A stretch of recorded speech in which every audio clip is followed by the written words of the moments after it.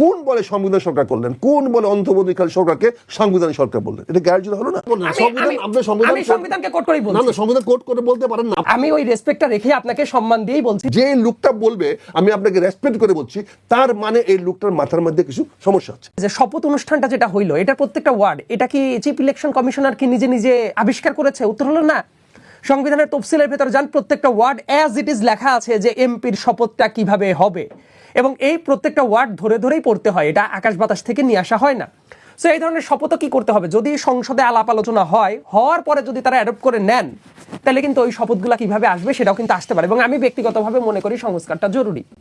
আপনি সংস্কারটারে পুরোপুরি ইগনোর করতে পারেন না। ইনফ্যাক্ট অনেকগুলো সংস্কার আছে, সেটা শুধুমাত্র জরুরি না, বাংলাদেশের মানুষের আকাঙ্ক্ষাকে অবশ্যই ধারণ করাটা উচিত। এখন এই প্রশ্নের সাথে কয়েকটা প্রশ্ন আমাদের এগিয়ে নিয়ে আসতেই হবে। যেমন আমাদের অত্যন্ত শ্রদ্ধেয় ব্যক্তি, আমি অত্যন্ত শ্রদ্ধার সাথেই বলছি যে আমরা কি করতে পারি, কিছু কিছু মতের সাথে আমাদের দ্বিমত পোষণ করতে পারি, কিন্তু ব্যক্তিগত জায়গা থেকে রেসপেক্টের জায়গাটা থাকেই। উইথ ডিউ রেসপেক্ট আমি আপনার বক্তব্যটাকে যদি একটু খণ্ডন করি আর কি, মানে এটা কিন্তু ব্যক্তিগত সম্পর্কটাকে শ্রদ্ধার সাথে রেখে এইবার আমি বলি, সংবিধান এই যে কয়েকটা কথা আসলো যে সংবিধান মানলে শেখ হাসিনা প্রধানমন্ত্রী, সংবিধান থাকলে ইলেকশন কিভাবে হচ্ছে না, ব্যাপারটা এরকম না।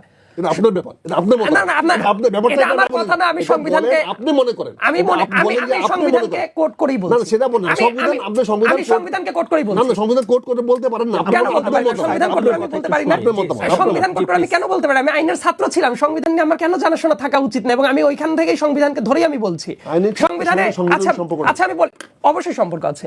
আইনের একদম বেসিকটা হলো সংবিধান। আপনি যে বলেন আইনের সাথে সংবিধানের সম্পর্ক, সংবিধান নাও বুঝতে পারে, এটা তো দেখেন আপনি মুরব্বী মানুষ তো, আপনি মুরব্বী মানুষ তো, এই জন্য আপনাকে আমি যথেষ্ট রেসপেক্ট করে কথা বলছি।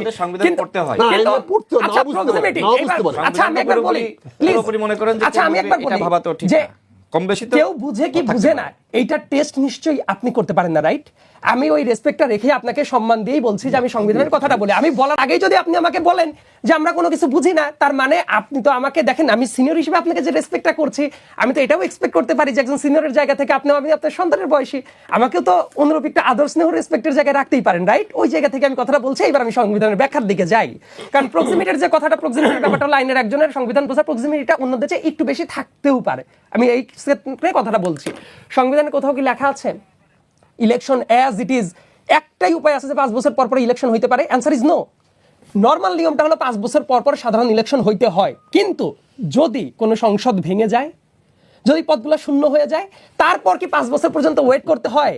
সংবিধানে এটা লেখা আছে কিনা, মানে আপনি নিজে একটু জবাবটা দিবেন যে সংসদ যদি ভেঙে যায়, সেটা প্রক্রিয়া যেমনই হোক, হওয়ার পরে কি 5 বছর ওয়েট করে যেদিন ইলেকশন হয়েছে তার পরবর্তী 5 বছর পরে কি ইলেকশন হতে হয়? উত্তর হলো না। বরং সংবিধানের ভেতরেই আছে পরবর্তীতে কিভাবে ইলেকশনটা হইতে পারে সেটা বর্ণনা লেখা আছে। বরং ওইটা ওই 5 বছর পর্যন্ত ওয়েট করার ব্যাপার না, যেদিন থেকে ভেঙে গেল তার পরবর্তী পদক্ষেপ নিতে হয়। 2 নম্বর ব্যাপার, শেখ হাসিনার বিরুদ্ধে যখন আন্দোলনটা হওয়ার পরে আপনি বলতে পারেন যে এই যে আন্দোলন, কিসের আন্দোলন? কিন্তু এটা মাথায় রাখা হচ্ছে, ডেমোক্রেটিক একটা দেশে কারো যদি রাইটস, অধিকার ভায়োলেটেড হয়, তাদের আন্দোলন করারও কি আছে, যৌক্তিক যে রাইটটা আছে, সেটাও এই কনস্টিটিউশন দ্বারাই প্রোটেক্টেড। এবং এই গভর্নমেন্ট, ইন্টারিম গভর্নমেন্ট যখন গঠিত হয়েছিল, সেটা আর্টিকেল 106 দ্বারা প্রোটেক্টেড ছিল। পরবর্তীতে এইটা সুপ্রিম কোর্টে চ্যালেঞ্জ, এবং সুপ্রিম কোর্টেরও এই ব্যাপারে ডিসিশনটা আছে।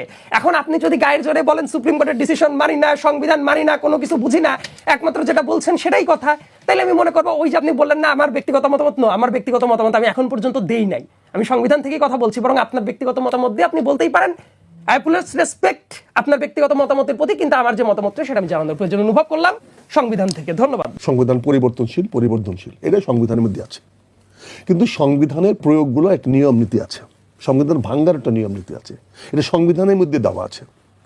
সেটা যদি কেউ মিসইউজ করে, মিসঅ্যাপ্রোপ্রিয়েট করে, লুটে নেয়, বা মিথ্যা তথ্য দিয়ে প্রমাণিত করে, বা শক্তির জুড়ে যদি সংবিধানকে সাসপেন্ড করে রাখে, সেটা অতীতে হয়েছে। সামরিক শাসকরা প্রথমে যে কাজটি করে, তারা এসে সংবিধানকে সাসপেন্ড করে দেয়, অর্থাৎ সাসপেন্ড করলে এটাকে আর কাজ হলো না, তারপরে জনগণের সামনে বলে দেয় এখন আমার হুকুম মানবা কি মানবা না। বিপ্লব এসে আমাদের কি করেছে, আমরা বিপ্লব এসে সংবিধানকে বলছি সংবিধানকে মানি না, তাহলে সরকারটা কি হবে? এটা দরকার ছিল না বিপ্লব সরকার, বিপ্লবী সরকার করা। বিপ্লব যে কোনো করতে পারে, যেমন সামরিক শাসক যে কোনো কাজ করতে পারে, তার শক্তি বলে বিপ্লব জনগণের ইচ্ছা অভিপ্রায় হিসেবে বিপ্লব যে কোনো করতে পারে। তো আমরা 5ই আগস্টে আশা করেছিলাম একটা বিপ্লবী সরকার গঠন করা হবে, কিন্তু কতিপয় সংসদ বিশারদ, সাংবিধানিক বিশারদ বা ছাত্ররা মিলে তারা সংবিধানকে নিয়ে আসলো। সংবিধান হঠাৎ করে 106 ধারা নিয়ে আসলো, সুপ্রিম কোর্টের কাছে গেল যে আপনি বলেন। অথচ সুপ্রিম কোর্টই নাই, সুপ্রিম কোর্ট বসে আছে ক্যান্টনমেন্টের ব্যারাকে।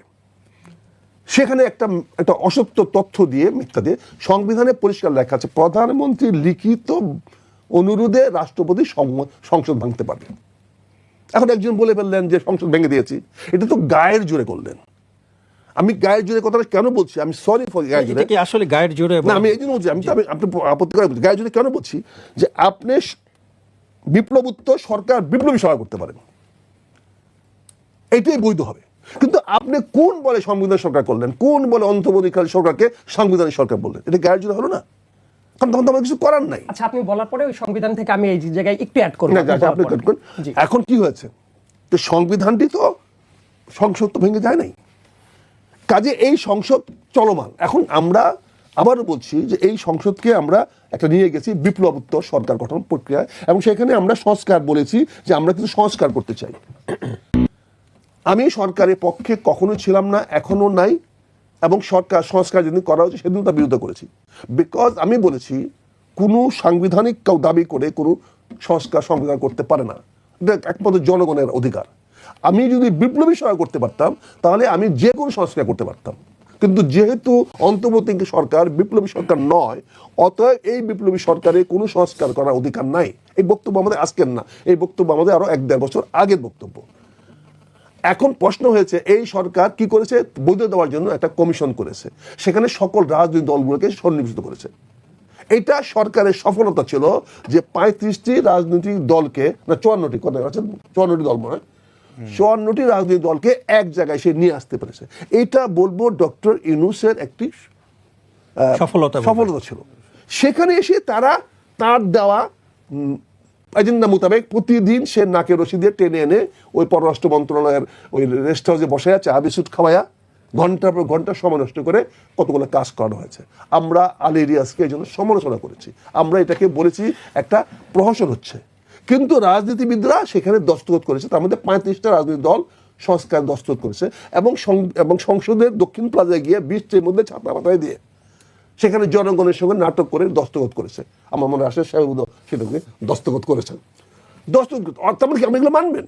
তার মানে এখানে সংবিধান তো নাই, আর আপনি এগুলা করবেন, করে সংবিধানটাকে বলবৎ করবেন, হয় যেভাবে আছে সেভাবে করবেন, না নতুন করে সংবিধান লিখবেন, না সংশোধিত করবেন। এখন এইটাই তো আমরা বুঝি। এখন এইটার বাইরে আমাদের প্রশ্ন হচ্ছে কি, যখন বাচ্চা কথা বলতে পারে তখন বাচ্চা দুইটা জিনিস শিখে। যে বাচ্চা আদর্শমান মায়ের কাছে থাকে সে ভালো ভাষা শিখে, আর যে বাচ্চা কাজের কাছে বা অন্য কাছে কাছে, এই জন্য বিদেশিরা অনেক সময় গভর্নেন্স রাখে, বাচ্চাকে মানুষ করার জন্য, ছোট শিশুকে মানুষ করার জন্য গভর্নেন্স রাখে। গভর্নেন্সের দায়িত্ব হলো বাচ্চাটাকে সুশীলভাবে তৈরি করে দেওয়া। মানে বিপ্লবী সরকার গঠন না করার কারণে কি এত সংকট? আবার যদি ওই শিশুটি যদি কাজের বুয়ার সঙ্গে থাকে তাহলে সে ভাষাটা শিখে অন্য ভাষা, কিন্তু সে কিন্তু অস্বীকার করবে না যে ভাষাটা ভুল, কারণ এটা তার প্রাসঙ্গিকতার কারণে। সে গুড গভর্নেন্স পায় নাই বলে সে অনেক কিছুকেই গভর্নমেন্ট মনে করে। এটা ব্যক্তিগত, আমি কাউকে ব্যক্তিগতভাবে করছি না, কিন্তু আমাদের দেখতে হবে তো আমরা কোন পরিবেশ থেকে বড় হয়ে যাচ্ছি, আমাদের পারিপার্শ্বিকতা কি, আমরা সেই জিনিসটা বুঝতে হবে। আমি একজনকে সম্মান করি তার মানে হয় আমি তাকে সম্মান করি না, এটা বুঝতে হবে।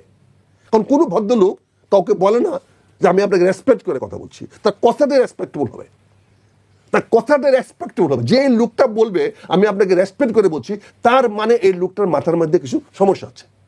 সে জানে আমি তাকে আক্রমণ করতে যাচ্ছি, সে জানে আমি তাকে রেসপেক্ট করবো না, তাকে ডিসরেসপেক্টের বক্তব্য দিব। এই জন্যই সে নিজের আত্মপক্ষ সমর্থন করার জন্য সে বলেছে আমি আপনাকে রেসপেক্ট করে বলছি। আপনার মতামতের প্রতি রেসপেক্ট করার কথা বলেছেন। আমার মতামতের প্রতি কারো রেসপেক্ট করা দরকার নেই। আমার মতামতকে যদি আপনি আমি তর্ক করছি না, আমি বলেছি আপনার মতামতের প্রতি রেসপেক্ট করে আমি দ্বিমত পোষণের জায়গাটা এটা হলো স্টুপিডিটি। কারণ কেউ মত রেসপেক্ট করে কেউ দ্বিমত পোষণ করে না, করা যায় না। ওই যে বললাম ওই যে বুয়ার কাছ থেকে যে সন্তান বুয়ার কাছ থেকে মানুষ হয়। শুনেন, ঢাকা কলেজ আর জগন্নাথ কলেজ এক জিনিস নয়। শুনেন, ঢাকা কলেজ জগন্নাথ কলেজ জিনিস নয়, ফৌজদার ক্রেডিট কলেজ না, আর এই আমার গচিয়াটা কলেজ এক জিনিস নয়, একই বই পড়ানো হয়। তো এটার সাথে আমার এই আলোচনার সম্পর্ক কি? সম্পর্ক বুঝতে হবে। এটা বুঝেন না বলে সমস্যা, তো- এটা বুঝেন না বলে সমস্যা। শোনেন, এটা বুঝেন না বলে সমস্যা। আমরা এটা বুঝি বুঝতে না। হবে। আপনি ওইখানে বসে থেকে প্রথম থেকেই বলছেন আমরা এটা বুঝি না। আমি তো বলি, আইনের ছাত্র। শুনেন, আমি তো বলি নাই। প্লিজ আমাকে একটু বলতে দিবেন, প্লিজ। আমি কথা বলছি। আপনি বললেন যে আমি বললাম যে আইনের ছাত্র, আমি সংবিধান থেকে কথা বলি, আপনি বলেন আমরা বুঝি না। এটা কোনো reason না। আমরা আখতারুজ্জামান আপনার কথা শুনি, তারপর আমি সাইদ আব্দুল আলম আপনার ওকে, কাছে। Thank you. আপনি বলবেন please। ফলে আমি কি বলেছি, একটু ছোট করে আমি সংবিধানকে ব্যাখ্যা করার জন্য আমাকে আইনের ছাত্র বলতে হবে না, কারণ আমি সংবিধানকে যে কোনো লোক আইনের ছাত্র না হয়ে সংবিধান করতে পারে। যত এমপিরা আছে তার মধ্যে 80% এমপি এবং আইনের ছাত্র না। তাহলে তারা আইন প্রণয়ন করবেন কেউ? তারা আইন প্রণয়ন করবে কেন? তারা কেমনি করবেন? তার মানে কি তারা আইনের ছাত্র হইতে হবে? এরকম তো কোনো কথা নেই, সেটাও তো একটি বিষয়। কাজে আমি যে কথাটা বলছি সেটা হচ্ছে বলছি যে আমরা যে কোনো বিষয় নিয়ে কথা বলতে পারি। আমি যদি একটি কোনো বিষয় রেসপেক্ট করি তখন এই সময় ডিফার করতে পারি না। এটা গ্রামারে যায় না, এটার নাম গ্রামার না। গ্রামার মানে কি? গ্রামার মানে এটা মেনে চলা। তো কাজে আমি যেটা বলছি, আমি আব্দুল্লাহ সাহেবকে কোনো আক্রমণ করে বলছি না, ভাই সরি, কিন্তু আমাকে যে কোনো দিন ডিফার করতে হলে আমাকে আপনার বক্তব্যকে ডিফার করতে